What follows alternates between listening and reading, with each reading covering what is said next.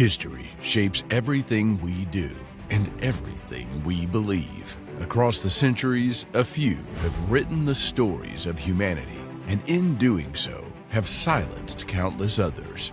Choke Points Through Time is where those voices are heard again.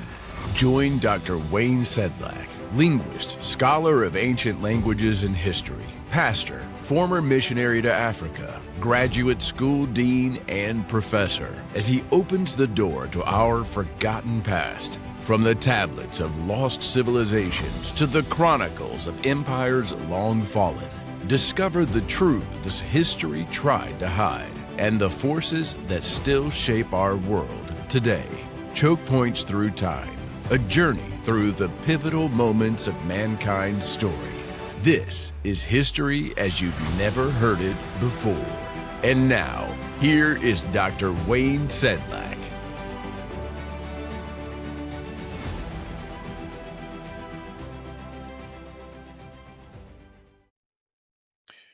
I'd like to welcome you to yet another episode of Choke Points Through Time.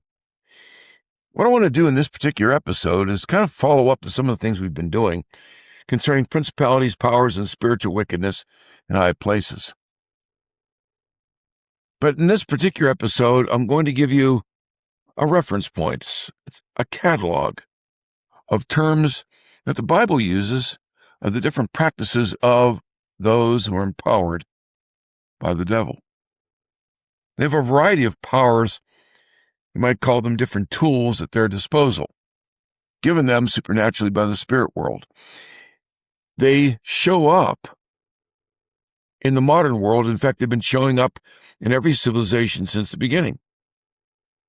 Let me give an example. March 13th, 1997. An incident over parts of Nevada, parts of Arizona, and northern Mexico called the Phoenix Lights, named, of course, for the city of Phoenix, where upwards of 20,000 people were said to have seen these orbs in the skies. The Bible calls these omens matot hashemayim. They are omens. Well, people use them as such, but they're designed as messages. In this case, silent messages, and the people are still wondering what they mean. What they mean is that Satan has jurisdiction, not necessarily just over Phoenix, but over our culture, because we've rejected the things of the Lord. These matot hashemayim were light orbs in the skies, typical of UFOs. They're traveling. They can travel and suddenly make a change at 90-degree angle, doing things in physics which no airplane we know can do. The second kind of signs they saw was of a giant, they called it, not my words but theirs, a giant spaceship with all sorts of lights on it, moving, in sync with each other, typical of something that's lit up. Now, this wasn't a spaceship like, say, a jet plane. The size of this thing was like an aircraft carrier. Again, not my words, but those that saw it. People spoke of this for weeks. Books have been written about it, and yet people still don't know what it really is. It is, in fact, Satan.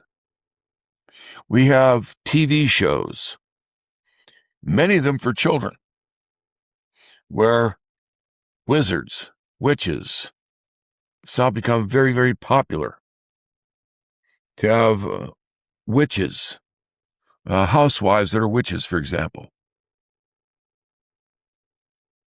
Celebrities that are endorsing witchcraft. Very, very popular. Witchcraft, that is defined as kasaf. The kind of thing that Samuel told Saul. His rebellion was like that of witchcraft. Now, what is witchcraft? It's using powers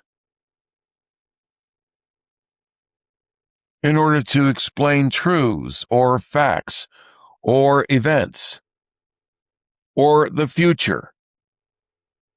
But its message, of course, is from the devil. Saul pursued his own counsels and that of his administration, contrary to the word of Samuel given him by the word of the Lord to destroy the Amalekites. Saul refused to do it. He decided that his own counsels were better than that of the Lord. For you see, in Deuteronomy 25, it had said that when this event was to occur, Moses anticipating it prophetically, they were to put the Amalekites to death, all of them. Why? Because the Amalekites were known for their cruelties, but more than that, they tend to pick on the weak, the vulnerable. They're especially cruel toward the elderly, toward those that are handicapped.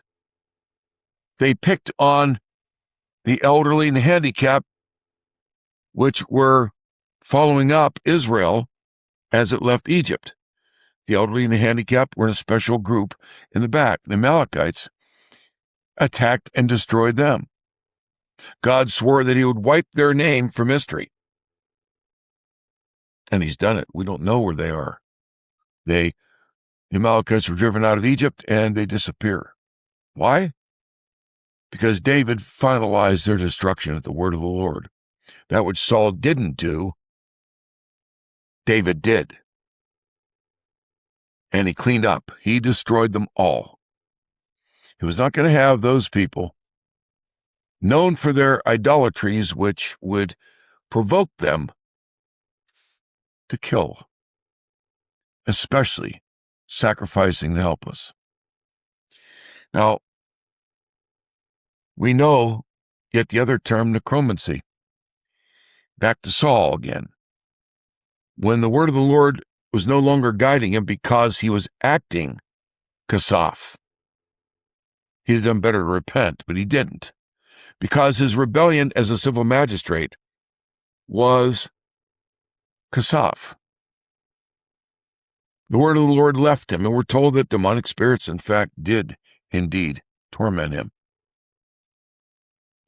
It is the case that in today's news, in the administration of different countries, you can presume upon the fact that as Satan has gained jurisdiction, he invests himself in the leadership, just as he did Saul.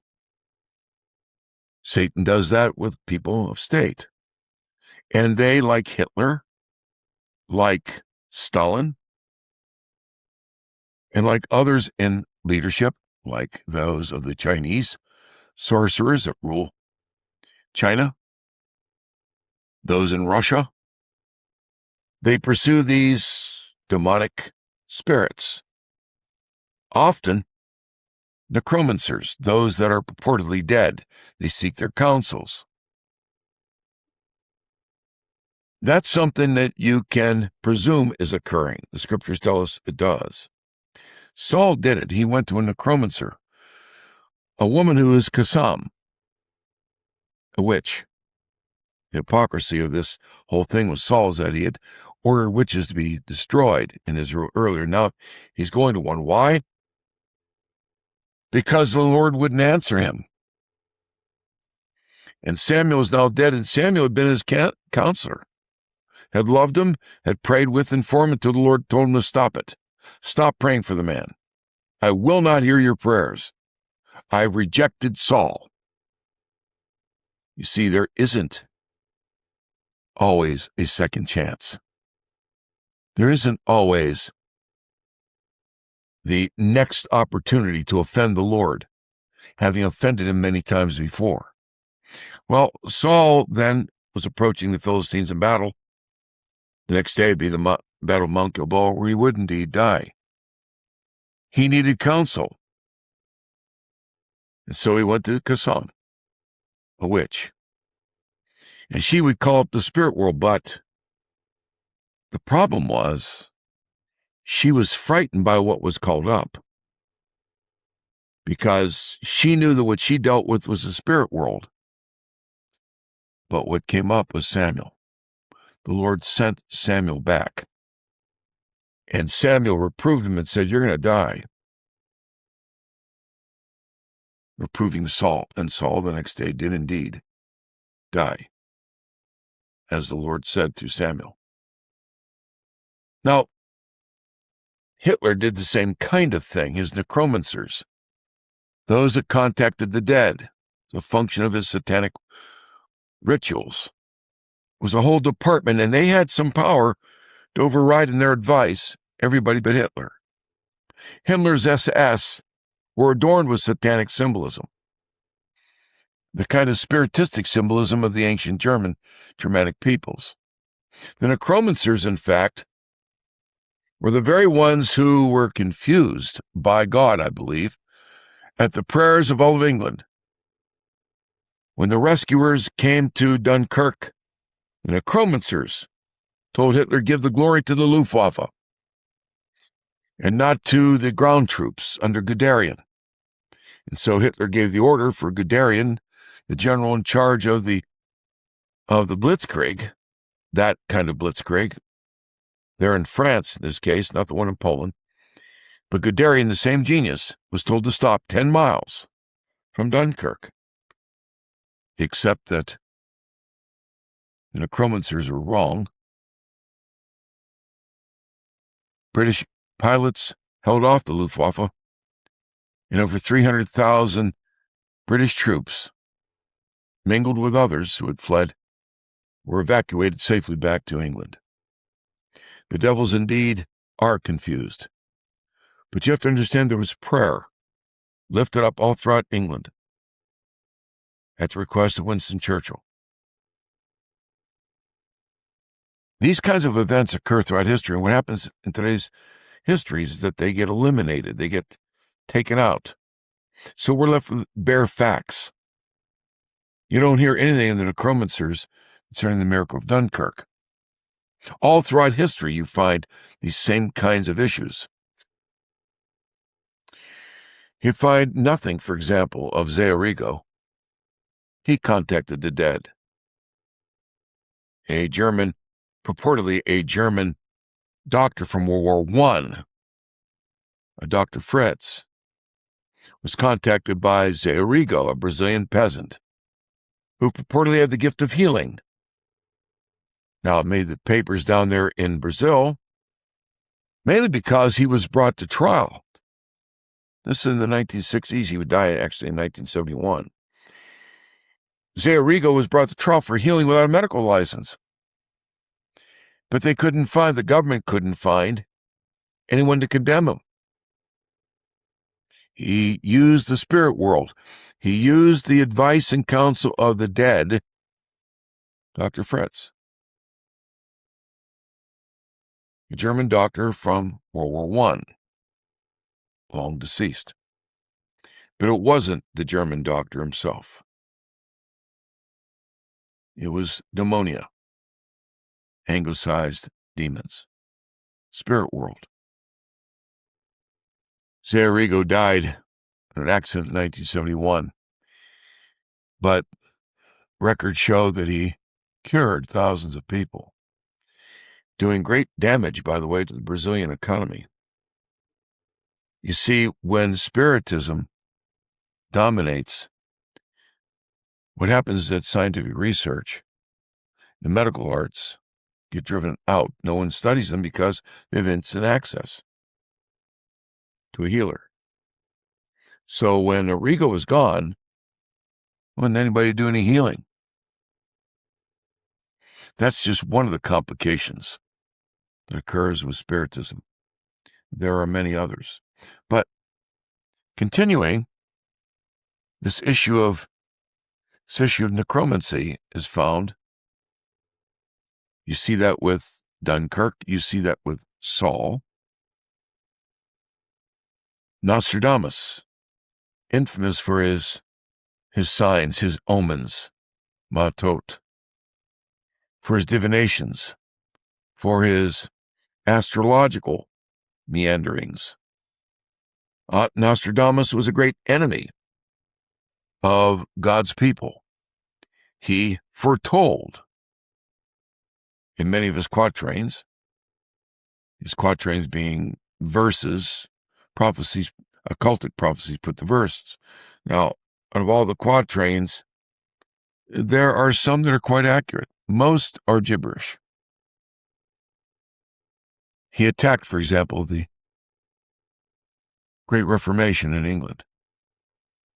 He attacked the idea that England could hold a king responsible for treason, as Charles I Stuart was, and was beheaded. Now, Nostradamus, writing over 100 years earlier, condemned what became that trial. You see, the King of England was cruel. He was a centralist. In other words, all power was to be given to him. He waived the rights of Englishmen and could plunder them at will through his laws, through his henchmen. But you see, all that didn't seem to bother Nostradamus. Of course not. He's satanic.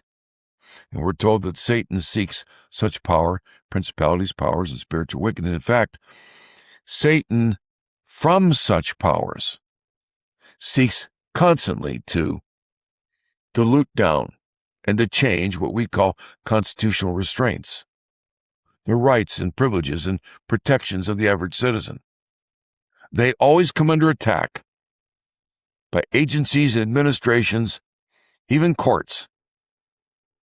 And when you look into the background of many of these judges, administrators, executives, you will find the occult, that they're very much involved in the occult. Principalities, powers, and spiritual wickedness is Satan's domain. Now, other aspects of his work we find throughout history. For example, I've mentioned the berserkers in the days of Christian English king Alfred the Great. The berserkers were Vikings that had invaded England, wreaking havoc over the land, bringing tyranny. The berserkers were the lead shock troops. They went through satanic rituals to be possessed and empowered. In fact, that's what they did. They gave their bodies over to be possessed. They go into battle with unimaginable power, except that when King Alfred, the Christian king, was to face him, he led his men in prayer. They took a knee and they cried unto the Lord.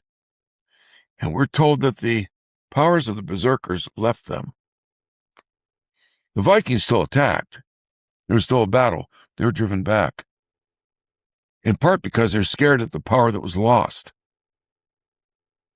in part because of the skillful actions and the faithfulness of the great king.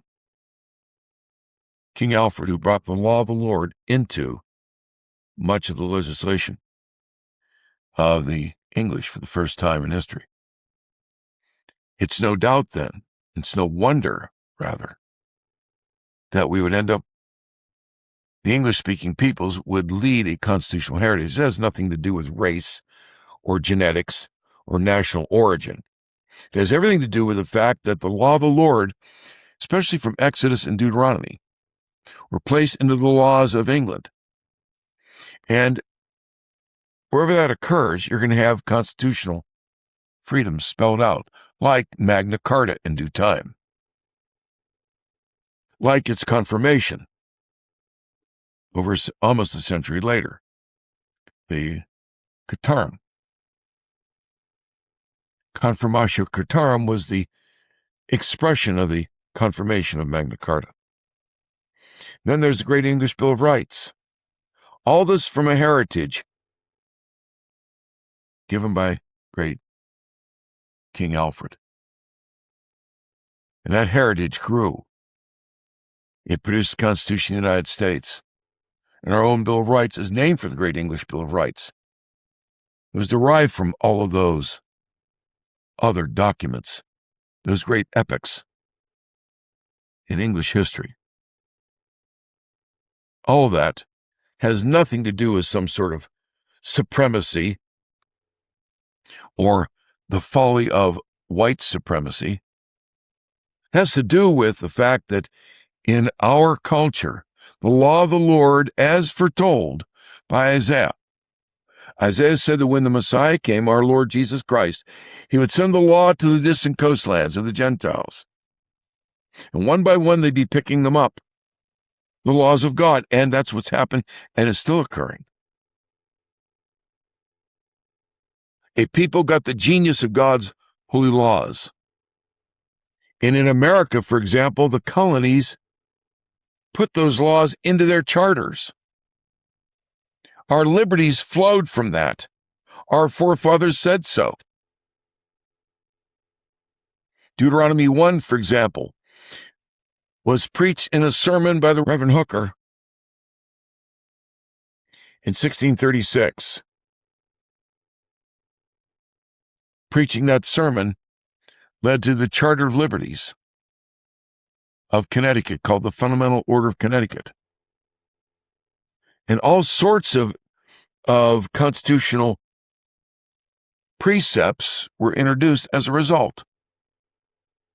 Courts of appeal, qualifications of judges, the oath of a judge and what's it supposed to be, and how is it supposed to be sanctioned when defrauded. That and much more derived from Deuteronomy chapter 1, including the right to vote. Right out of Deuteronomy 1, the English-speaking peoples, right on down to America, learned God's view about what we now call voting. Right out of Deuteronomy 1. And all that was in reaction to, at different epochs, spiritistically inclined tyranny that was resisted, like in the days of King Alfred and the Berserkers, or in the days of the English Parliament and the Puritans of England that resisted King Charles I, who was a spiritist. And so is his cruel sons, I should say, the Duke of York, for which New York is named, King James II. Charles I, Charles II, James II were all spiritists. No wonder they were opposed to the work of the Puritans, attacking cruelly and savaging innocent ministers, for example, either cutting off the ears, awling the tongue, gouging the eyes as punishment for preaching sermons, or for those that listened to such sermons, which were forbidden, but you could attend a seance, for example. Same is true today, by the way, increasingly so in America.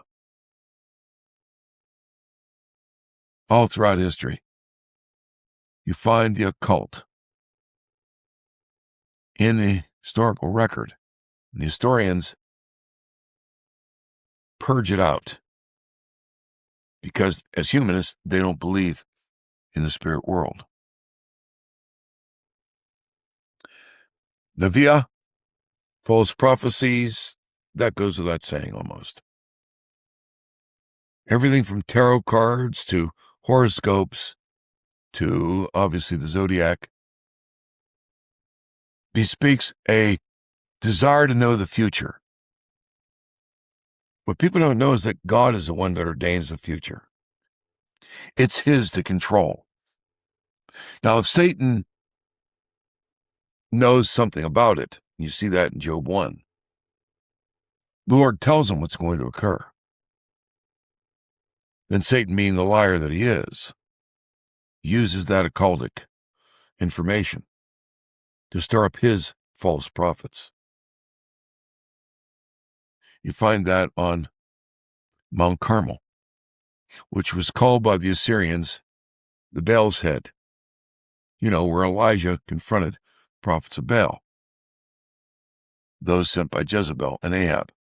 It was called the Baal's Head, Mount Carmel. And the prophetic cries, the incantations, to the point where they're even cutting themselves, a practice still done in the occult. All that was rejected by the Lord. Elijah simply knelt and prayed, and God consumed with a fire from heaven, consumed the sacrifice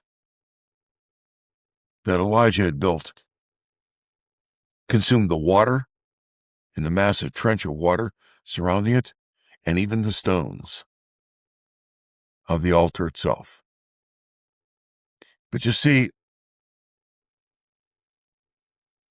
the Baalish priests, even though they were destroyed, Ahab and Jezebel renamed their prophet priests.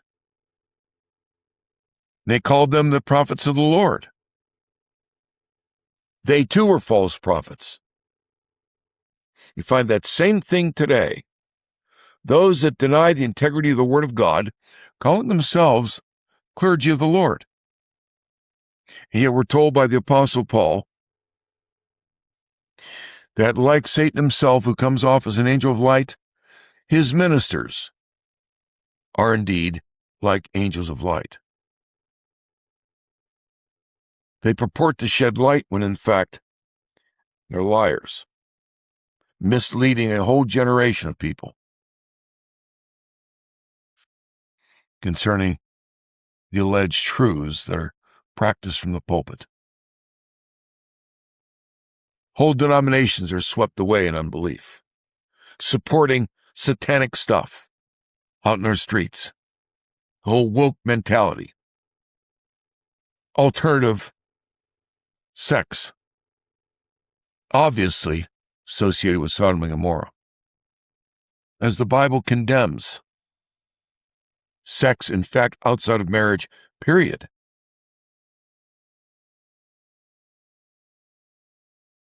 We find time and time again that Satan parades under another banner, and people look to his counsels as if they're the latest and greatest in the truth.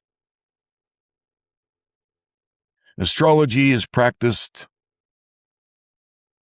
again, since the beginning, all over the world, the zodiac. That reflects, however, the zodiac that we know in modern Western civilization has Ursa Major, Ursa Minor, the big and little bear. It has, which, by the way, the two bears have long, bushy tails. Bears don't have tails. I'll explain that in just a moment. The zodiac includes Draco, it includes Virgo, it includes Leo the Lion, it includes Orion, Big and Little Dippers, Ursa Major, Ursa Minor. All those, well, most of those, are renamed by the Greeks. And that culture battle, that culture war took place back in the 3rd, 2nd, and 1st centuries. You see, there's an original zodiac, and a poet, a Greek poet by the name of Aratus, quoted by the Apostle Paul in Acts 17. Aratus put ancient observations of the stars in poetic form. Now, we know he was accurate because computers take us back to what he declared was the prognostications and the descriptions of those ancient star systems. And computers show where they were as he described them, not in his day, but as he described them several thousand years earlier. And it's pretty accurate, except he didn't describe the zodiac that the Greeks invented there in the 3rd and 2nd centuries BC. Why would they do that? Because the zodiac that Aratus describes was described around the world, and the Greeks recognized that it seemed to describe too much that of their rivals, the Jews. Virgo, for example, they couldn't erase that one. It was too famous. Virgo's Latin, but in the Greco-Roman world, Virgo is the Virgin. But in that system, she has her own son. Well, it's obvious, virgins don't conceive. But you see, the Greeks knew what that meant because of the prophecy of the coming Messiah who would be born of a virgin. They couldn't deal with that. They invented a story concerning the virgin, but they were still stuck with a virgin that had a child. Why? Because it was too sensationally famous. And that for over many centuries.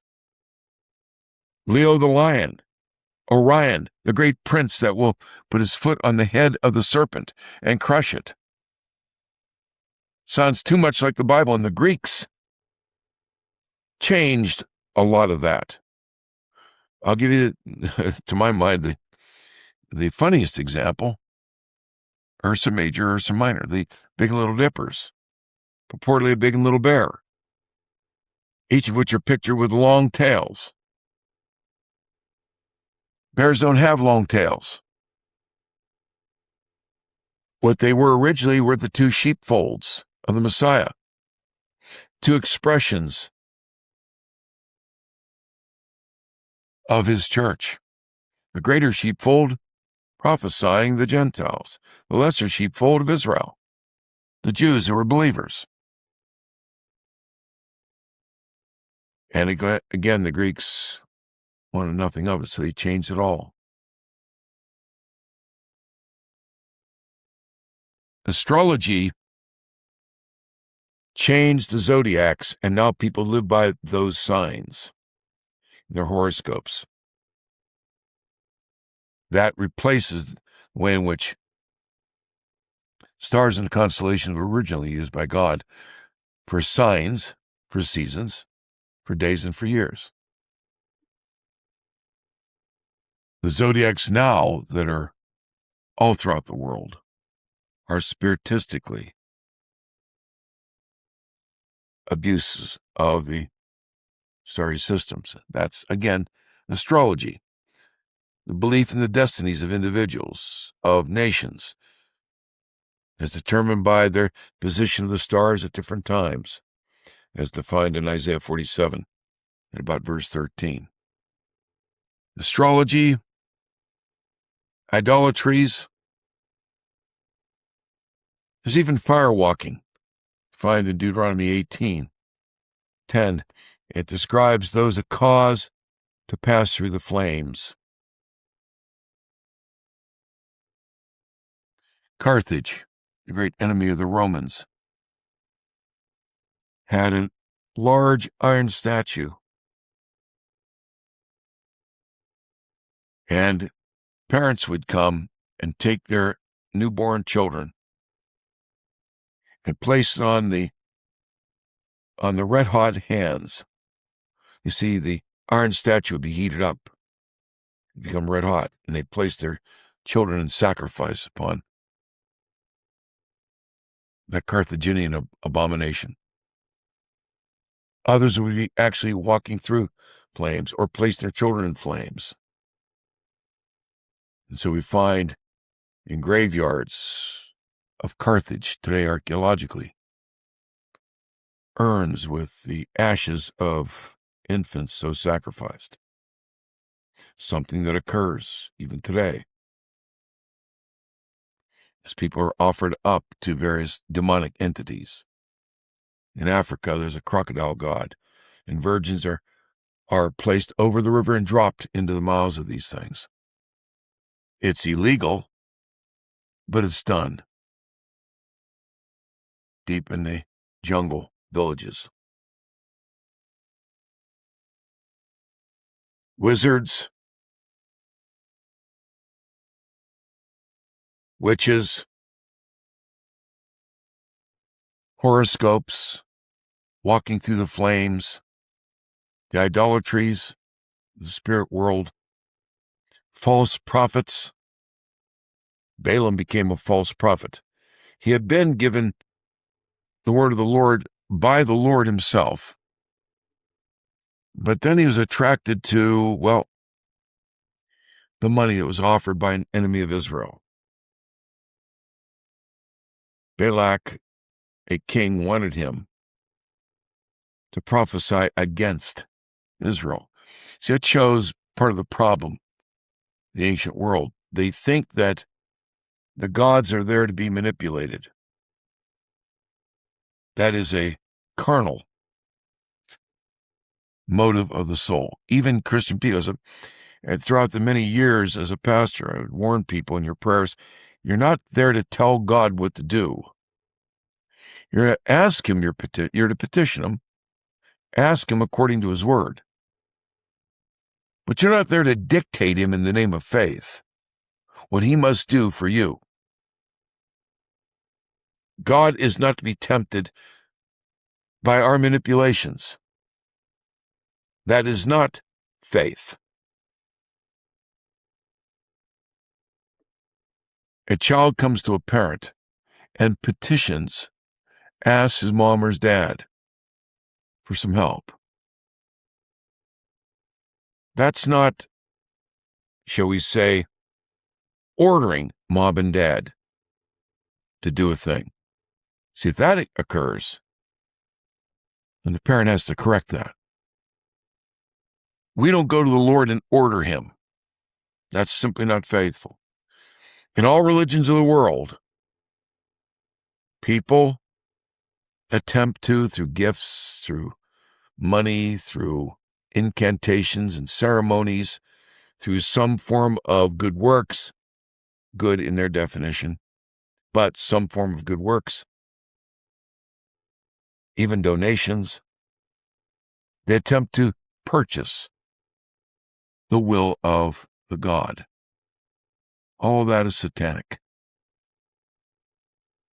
You go to your Heavenly Father and you trust his character. You ask him what you believe is needed. And trust him that he will give it to you or not, dependent upon his goodness and what he knows as a son or daughter you need. Remember, we're children of the Lord.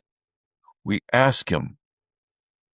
We don't declare in the name of faith and point the finger and say, you got to do this because I've got enough faith. Now we've descended into a religion that is not scriptural, it is carnal. These and many other terms are used in a cataloging of Satan's activity. History has revolved around the use of such powers. I gave you one example, Dunkirk. That's not the only one in history. I've given you, for example, King Alfred. English history was changed forever, out of which would come, in due time, the great tomes of laws built on God's holy precepts, like Magna Carta. Magna Carta held a king accountable. King John held him accountable for his adulteries, for his thefts, for his plundering, and his breach of law. He was violating the very laws that King Alfred had helped put in place with what was called the Wittan, or for short, the Wittan, a council of noblemen, wise men, that would help him rule, based upon what you see in the book of Revelation. The elders, the 420 elders, surrounding the throne of God. And King Alfred thought that to be a model. Well, that model became in due time not just the Wittan or Wittan, it became 2 houses of parliament. And the people, therefore, were represented in those 2 houses. And they were designed to check the power of the king. And the English kings battled those parliaments. I mentioned Nostradamus attacking the English Reformation. Well, what occurred in the English Reformation? A parliament that wanted to stop the excesses of a spiritist king, a murderer, a man who broke all the rules of English law, claiming a divine right of kings, and he's put to death for it. Nostradamus, a century earlier, inveighing against what was going to occur through the satanic omens and signs that he saw. Cagliostro did the same thing as a spiritist in begetting the French Revolution. He was the Nostradamus of that. By the way, Nostradamus foretold that, or events within the French Revolution. Cagliostro actually lived at the time. He became the sorcerer and the source of the empowerment of many of those spiritists, like Marat, like Mirabeau. He became the source of the spiritists that guided the French Revolution. Yes, guided them with guillotine. Napoleon, who would overthrow the ruling committee, was himself a spiritist. Napoleon the Great was a spiritist, right on down to the point where he was defeated and sent to St. Helena, an island in the Atlantic. And it's there that he purportedly came to Jesus Christ. A young girl would read to him, and he would bow the knee to the Lord. At least so goes the history. We'll know when we see him there. But he was a spiritist. And many men and women throughout history, be it Jezebel, Ahab, Omri, Ethbaal, Saul, were empowered by the spirit world and tormented by it. Hitler. What many don't know is that Saul, yes, he was tormented by the spirit world, had a son by the name of Ishbosheth. You can see Saul, who lost the communion with the Lord. He named that same son originally Eshbaal, named for Baal, which is a powerful demon, the ancient world. All throughout history, modern and ancient, the pages of the newspapers and of the history books turn. They pivot off the occult as Satan contests the rise of God's kingdom. But you see, God gave that great prophecy, and many like it. He gave that great prophecy to Abraham. Abraham lived in a very dark age. He was called to believe, as he looked into the heavens and saw millions of lights, so shall your seed be. Now, God meant the seed in two different ways. The many progeny who would shine as lights throughout the earth. God's doing that now. He's been doing it for 2,000 years, sending you and me and others as lights to rule the truth, affecting and persuading our neighbors. But you know, in his day, it was asking an awful lot to believe that God was going to do that worldwide. See, the whole world was shrouded in darkness. But Abraham believed God. He believed that he would have a progeny, children, all over the earth.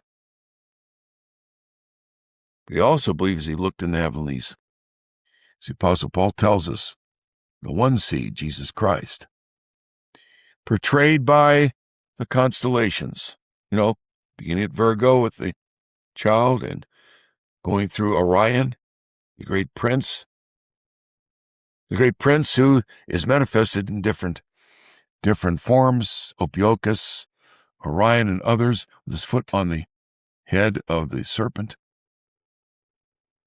battling Draco, the dragon, defending the two sheepfolds, his people, culminating in the Messiah being the lion-like Leo, the Messiah over all the nations. That seed is what Abraham saw throughout all the different stars of the heavenlies. Astrology has wrecked all of that for cheap thrills and cheap sensations and favors or insights into the future that are of or pertaining to the work of the devil. May God bless you. And may God keep you faithful to his word and to his Son, Jesus Christ.